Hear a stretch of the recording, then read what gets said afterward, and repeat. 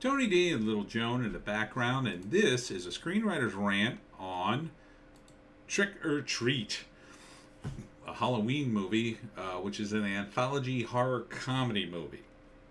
Smash like and subscribe. Thank you for smash liking and subscribing. It's Joan's birthday today. I didn't mention it, or did I mention it in the other video? I don't remember. I'm screwing up all my videos today. Happy birthday, Little Joan. No, she's sleeping. I'm reviewing this rather than Halloween Ends because it's just, I don't know, it's just the same damn movie over and over. So this is going to be an anthology movie that takes place. Here, I'll read the synopsis. It's pretty good. 5 interwoven stories that occur on the same block. On the same night, a couple finds what happens when they blow a jack-o'-lantern out before midnight. A high school principal has a secret life as a serial killer. A college virgin might have met the right guy for her.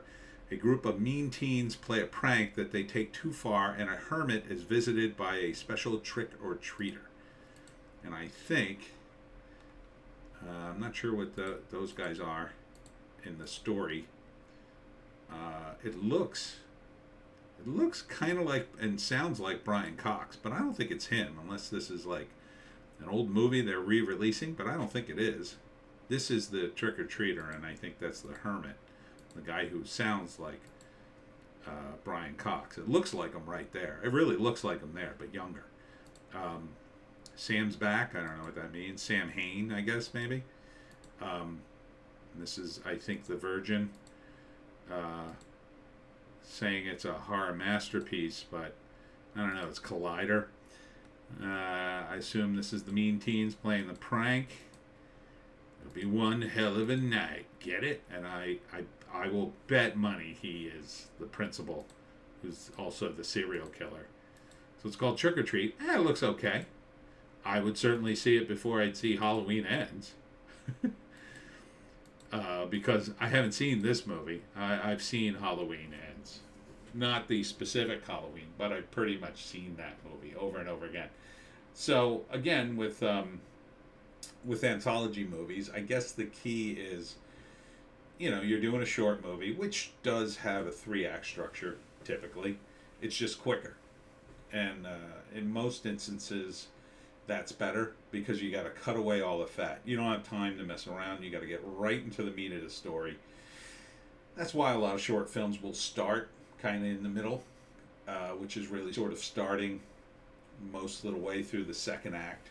You kind of start it in the second act or at the climax of the movie, and then you flash back, give it a bit of a wind up, and sort of rush through first act, or do that all in exposition and then get right into the second act. The meat of it is the second act, and then a very short third act where it's like, okay, yeah, he is the killer and everybody's dead. Something like that. So I can see that working. Especially on Halloween. It's going to be a little bit a creep show. You got 5 different stories here, and they're going to be interwoven, and you'll probably like at least 2 of them, right? And one will be a little weak, and maybe one you hate, and the other one's but you'll at least like 2 of them, I would imagine. So you kind of can't lose with an anthology movie, and if they're all good, super bonus, right? The key, though, I think, for an anthology movie where they tie in together, and funny enough, I just wrote book 10 of the Pineys is like that, only I did it with 13 stories. The hardest part is the last story tying everybody in. I tried to do it with 13 stories, and it basically worked, but, with 5 stories, it's a little easier, but with film, it can be a bit of a strain. Depends on how you're going to tie them in. You keep the same elements.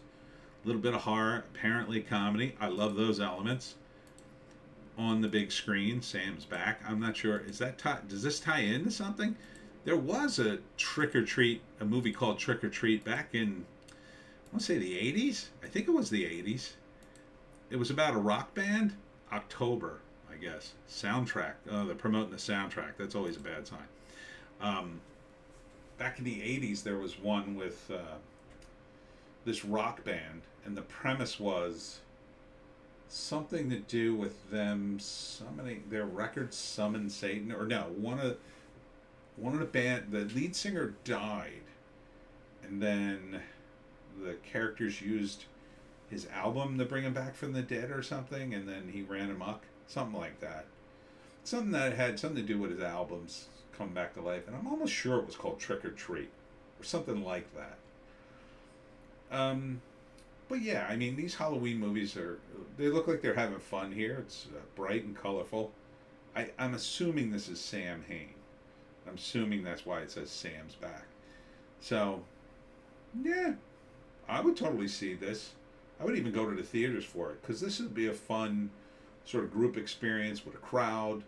Get a couple of friends, go out to a Halloween movie, some brisk fall night, and then afterwards go out for some, I don't know, hot cider or whatever. It'd be even better as a rental or something you could watch at a Halloween get-together. Not a party, I wouldn't say party, but like a Halloween get-together. Like when you kind of want to get people together, but you really don't want to do a whole party. It's like, come on over, we'll watch Trick or Treat and a couple scary movies, and we'll eat candy or something, right? Speaking of which, I haven't bought my candy yet. Well, I still got a month. Am I even going to be here? Yeah, I guess I'll be here. Halloween's on a Monday. I guess I'll be here, kids. I don't know, it's always weird in my neighborhood. One year I got a lot of kids, and then next year I bought a bunch of candy, and like no one came, and I had way too much candy in my house, and I got fat again. So, anyhow, yeah, I can't really break this down to 3 acts. Don't have enough info on the actual stories, but they sound good, sound solid. So, yeah, All right, that's it for me, Tony D, Little Joan. Leave your birthday wishes for Joan in the comments section, and we'll see ya.